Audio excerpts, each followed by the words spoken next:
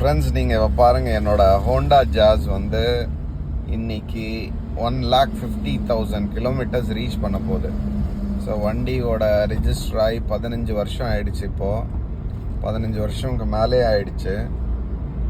இப்போ பார்த்தீங்கன்னா 1,49,997 கிலோமீட்டர் ஓட்டியிருக்கேன்.